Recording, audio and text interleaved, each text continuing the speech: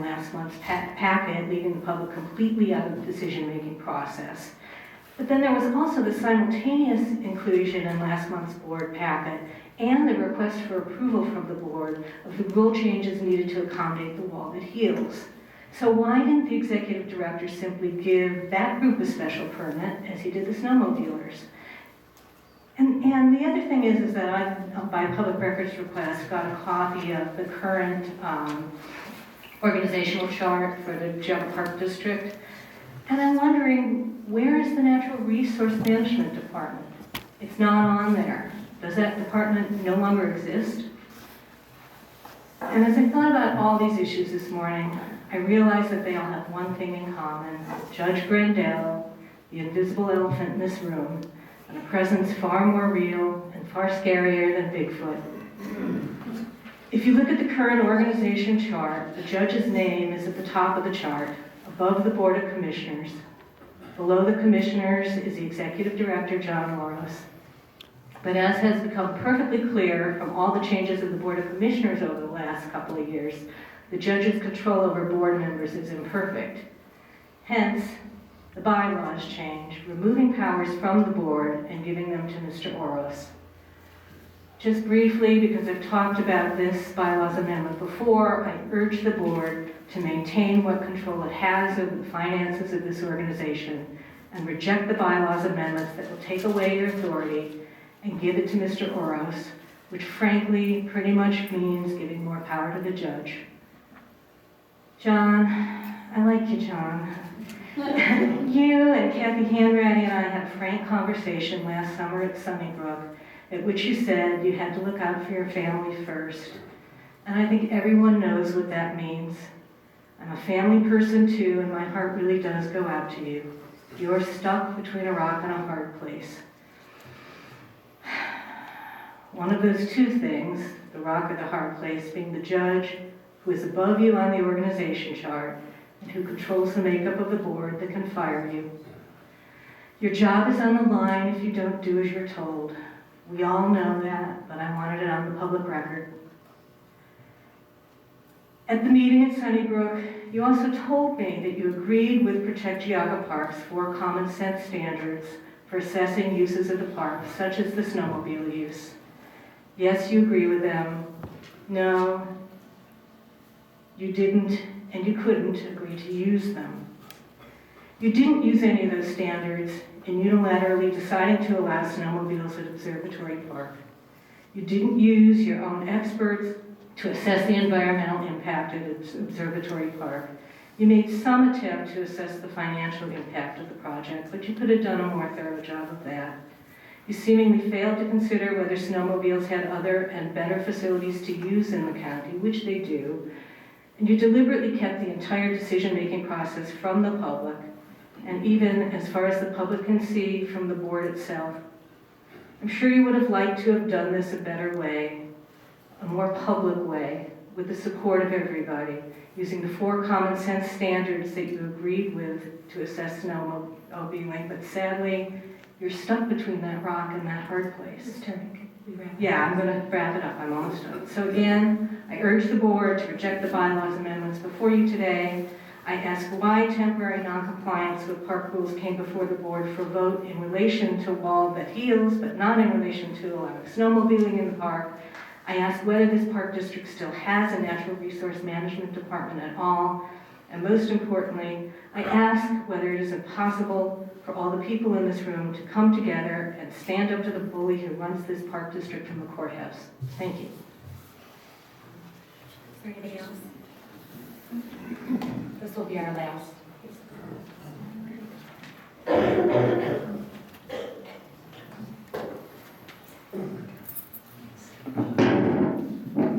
My name's Nick Smurrell. I live in Clarendon Township. It's my first meeting.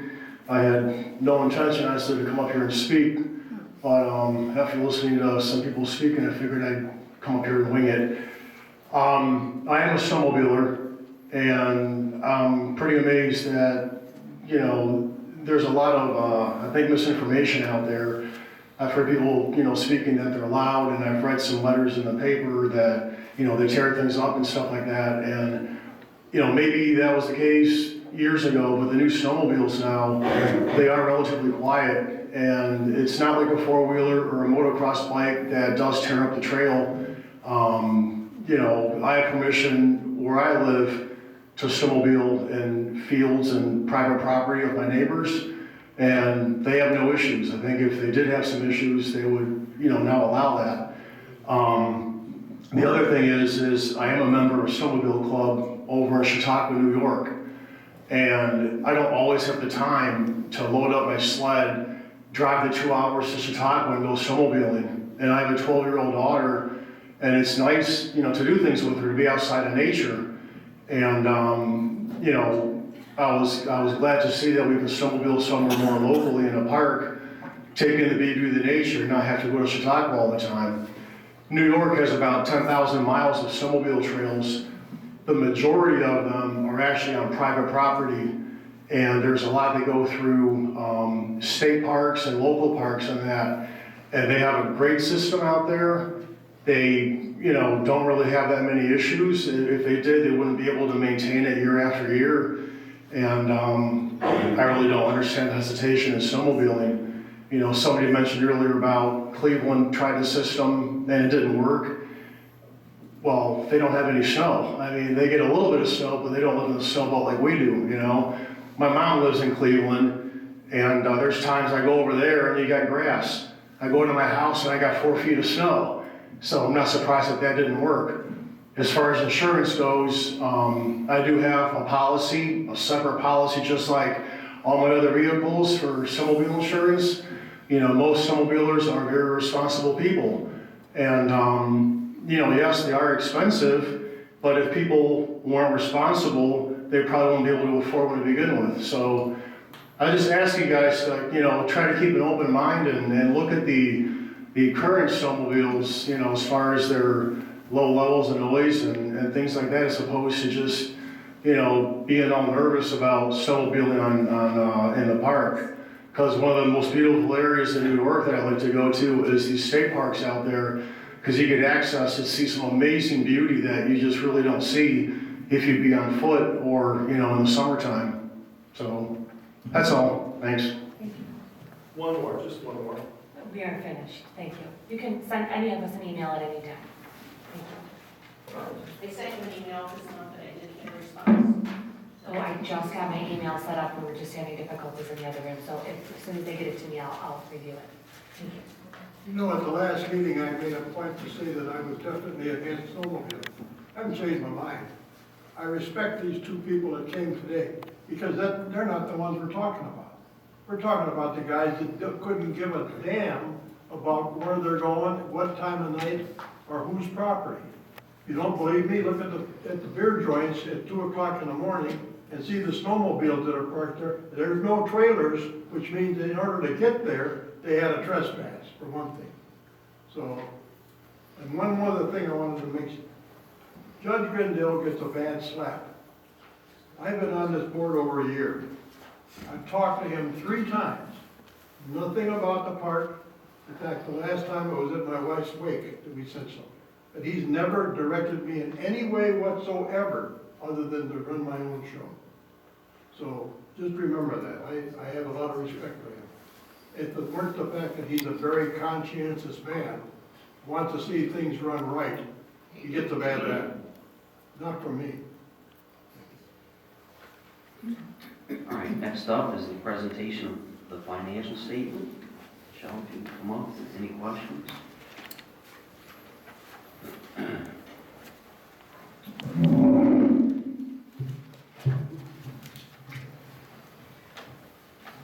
Good morning.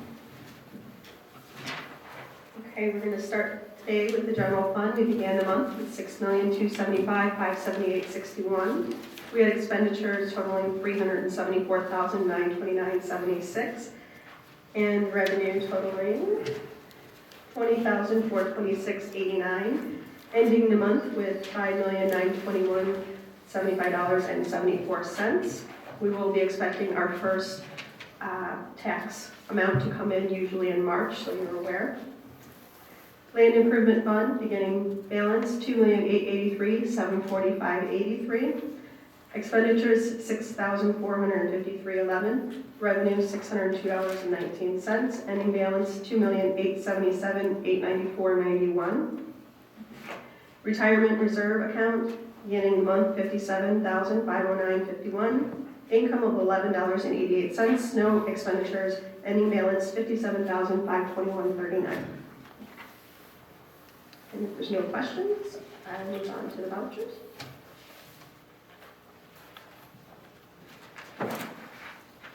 Okay. Vouchers this month total $381,382.87 combined for all three funds. Were there any questions on the vouchers? If not, I would request the motion to accept into the minutes. Also move. I'll second. Any discussion? All right. Call the roll. Mr. Gertz? Yes. Mrs. DeTore? Yes. And Mr. Barker? Yes. Thank you.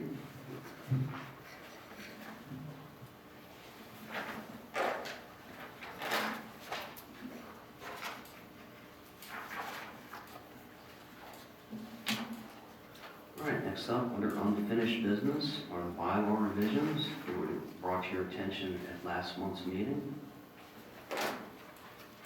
Question on motion. Also move to accept the ballot. Second. Second.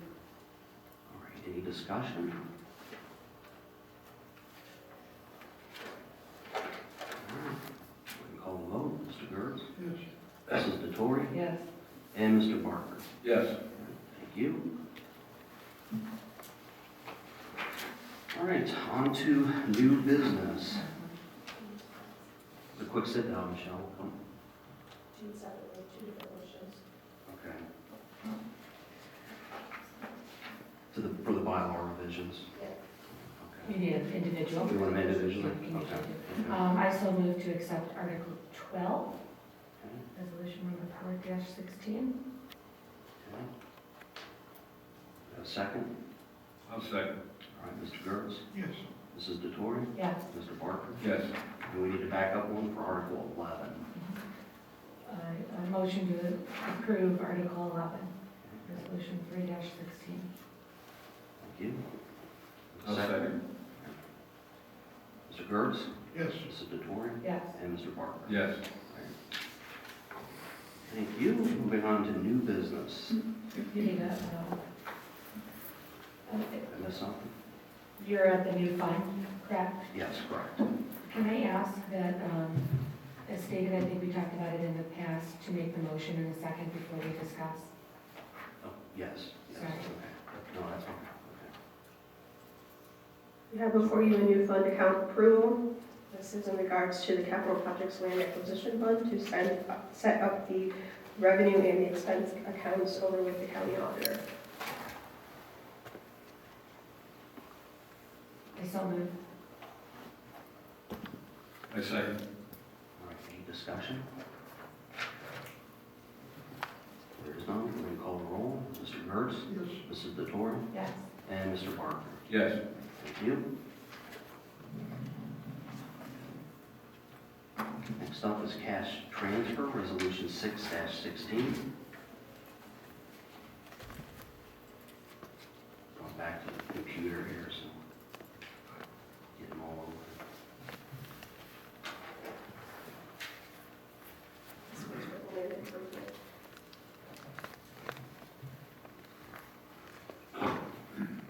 6-16 is the one you wanted to table? We're not doing the capital projects, we're doing land improvement. Okay, gotcha. This particular one should be, it was originally marked as number 7, it's number 6. We're not doing the capital projects land acquisition one, that'll be at a future date. So this is the land improvement fund cash transfer. This is to move $2 million from general fund to the land improvement fund.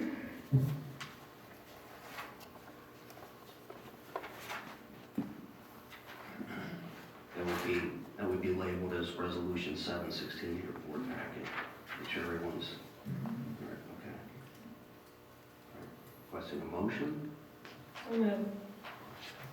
Second. Any discussion? Questions? All right, Mr. Gertz? Yes. Mrs. DeTore? Yes. And Mr. Barker? Yes. Thank you. On to budget amendment number 2, resolution 816. This particular amendment is to increase various line items that were found out about after the budget was approved, including some Wi-Fi services to add DSL line and Wi-Fi over at the Apfelder House upon completion of the improvements over there, including the hardware, and to increase the county tax expense and county state tax expense. These are the fees that our county auditor charges us to distribute the real estate tax to us. It was determined in the last audit that we needed to have an account set up for the fees to be charged to us. Previously, it was just rolled into, and we were given net. And also $1 million for transfer out. So we request a resolution to increase the 2016 supplemental appropriation for general fund in the amount of $1,092,981. Requesting a motion. Motion. We have a second? Second. Any discussion, questions? Okay, call the roll. Mr. Gertz? Yes. Mrs. Vettori? Yes. And Mr. Barker? Yes.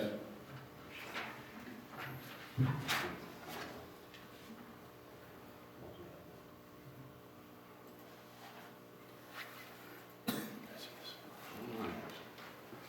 One more budget amendment. This was the month for amendments. We are requesting an increase in the land improvement fund budget of $1 million, bringing the new land improvement, land acquisition total appropriations that would be available to $2,500,000. So with this increase, we're requesting a resolution of $1 million increase in supplemental appropriations. Also move. Motion and a second by Mrs. Vettori. Any discussion? Yeah, help me a little bit here with the land acquisition, and then we already did a land improvement. How do these? Mesh? Yeah. Sure. The land improvement is the actual fund, and the land acquisition is the line item within it. Okay.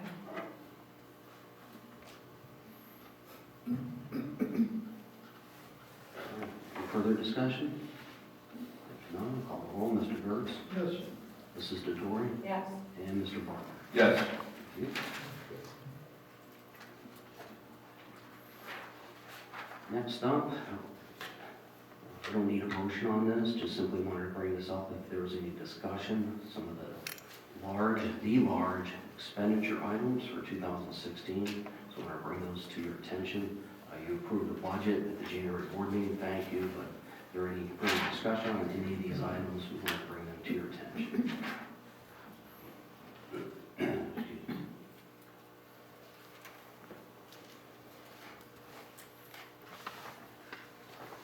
Any further questions or any discussion?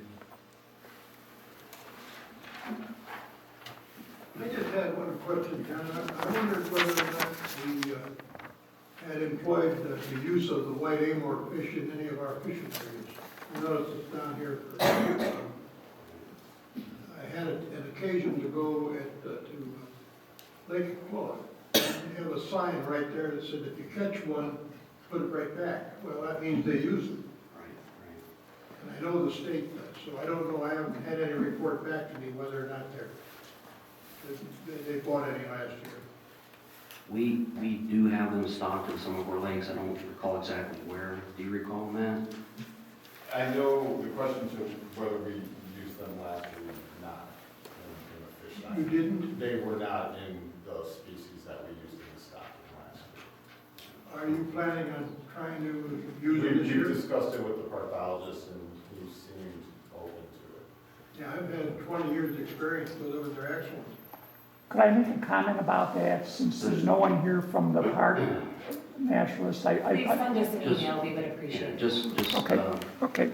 so those of you who are not aware, the white Amur grass carp. They are a vegetation eater, so that they assist in keeping some of the undesirable vegetations out of our lakes and ponds. So I know we have stocked them, as Matt said, we did not stock them last year, and Paul is going to take a look at including some of them for 2016 stocking, so. Well, it eliminates any chemicals you're gonna put in too.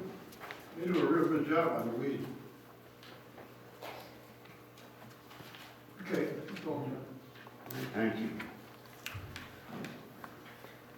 Any other questions about 2016 large budgeted expenditures? If not, we'll move on to my place here. The Rookery Trail Asphalt Resurfacing. We're requesting a motion from the board because this project is above the bid threshold as required by our revised code. Matt is here if you have any questions. Resurfacing the trails at the Rookery with asphalt. Right now, they're chip sealed. They're the original trails that had been at that park since it was built, whatever that was, mid-90s. And so we'll be replacing those trails and a number of things that Matt cited there in his memo. So, half-mile trail, improved accessibility, improved drainage. Estimated budget of $70,000. I so moved to accept. I second. Any discussion or questions? Go ahead and call the roll. Mr. Gertz, Yes. Mrs. Vittori, Yes. and Mr. Barker. Yes.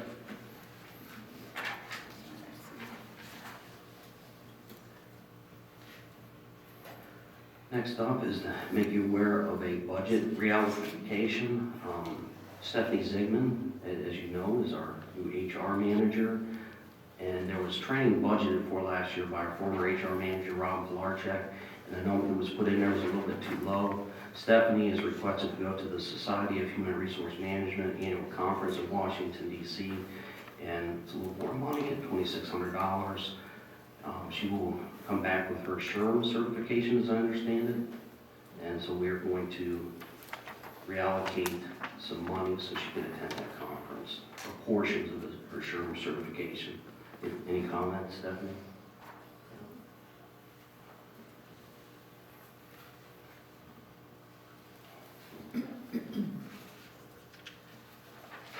Just making you aware of that, we do not need a motion. Any questions, any comments? Okay, all right, next up is surplus property.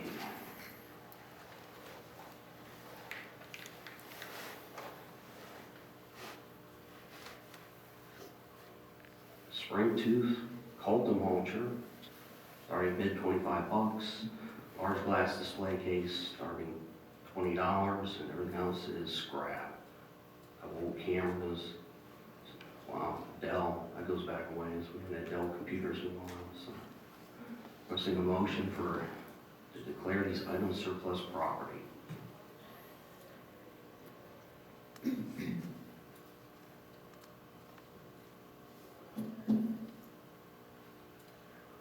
So moved. Second. Any discussion or questions? Yeah, where, you're saying starting bid, where do these get advertised What's it called, Michelle County? I'm sorry, Where do they get advertised at? It's a, they go on a site called Gov Deals. there you go. It's a nationwide site.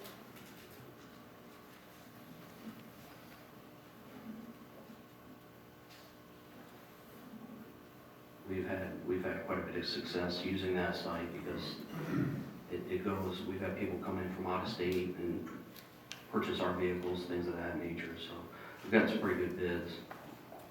And how long do you leave them up for? Like what is, I don't know the exact number of days, but they're left up for the required number of days that it is. Minimum. I don't know what it is. But the county commissioners, they meet and manage it, and then we get our portion of it afterwards.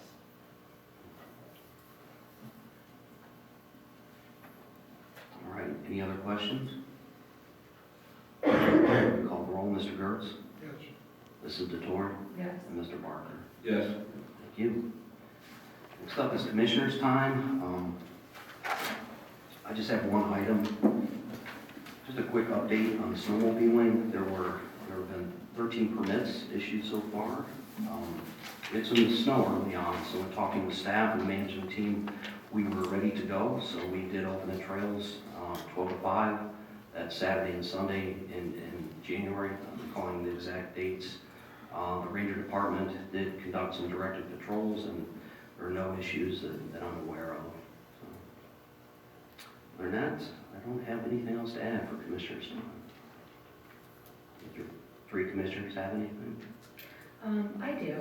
I would like to request that everybody consider the one thing, I presented a few different agendas, layouts, because to me, I feel that this is extremely vague. And I know that in reality, it's hard to include all of this until we have approved it and accepted it as the minutes, but there are some really nice layouts that are just really explanatory and give just a little further explanation in the light of trying to improve communications. I think that would help. I also think that we should consider approving the agenda on our list, because that's one thing that I think is relatively important, so that we're all, on the same page as to what should be on or what can be removed or added at the beginning of the meeting, rather than having all of these additional things added last minute. We can approve them at the beginning that we were all aware, etc. So just something up for consideration. Maybe we could play with those things and review some different options of agenda layouts.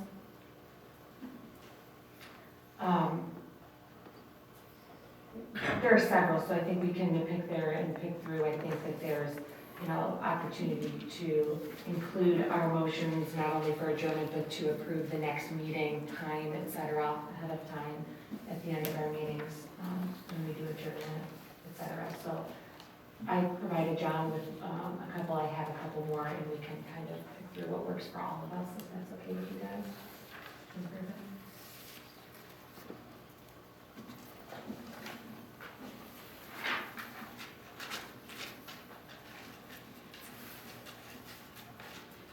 Anything else?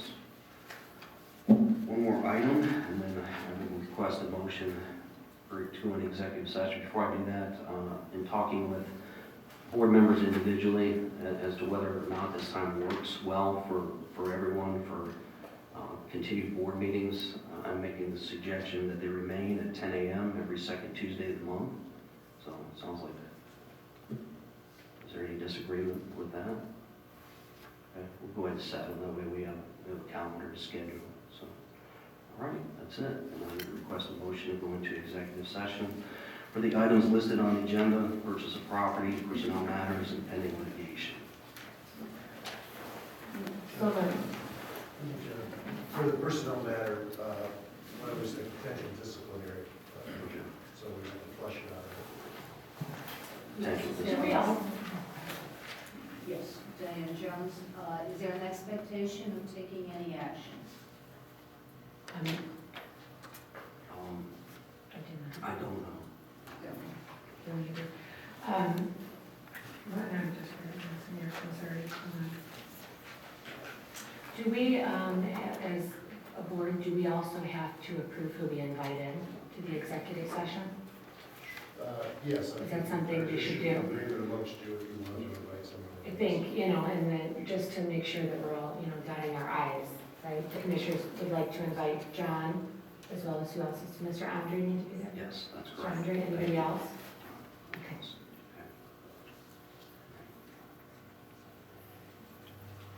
Request a motion, go into executive session. With the executive session. Second? Okay. Mr. Gertz? Yes. Mrs. Torrey? Yes. And Mr. Moore? Yeah. All right, thank you.